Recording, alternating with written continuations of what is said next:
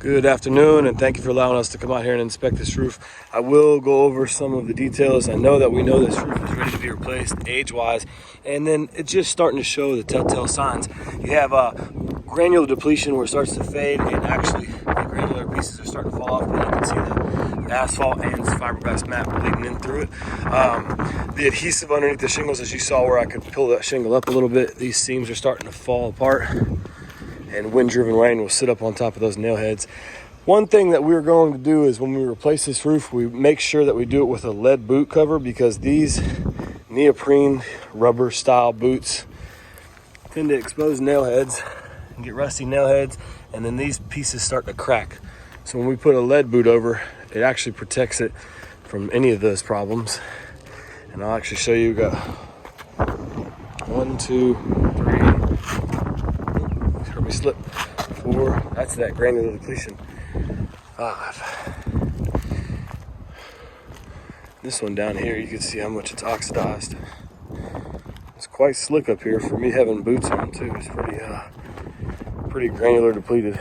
And then this is your gooseneck. This is normally hooked into a dryer vent, but you can see that it's been repaired or somewhat put back together. Exposed nail heads, rusted out, means water's been sitting in these areas for some time.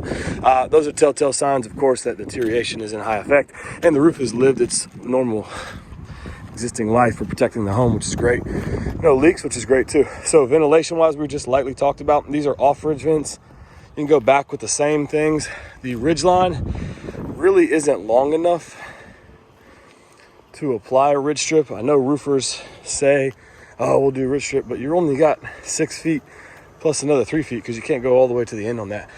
And that's not really expelling the amount of heat that you want. Two options we have is we can go back with new off-ridge vents, or delete these and put one solar attic fan on the back of the house, and that'll qualify for you.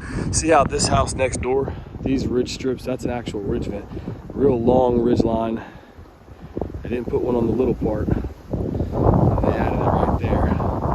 I qualified them because of the ridge lines. These models are different than your models.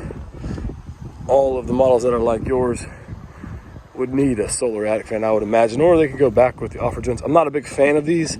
Wind-driven rain, animals, snakes, everything can kind of seal inside, and then you're exposed with your nail heads. Look forward to sharing this with you shortly. Thank you.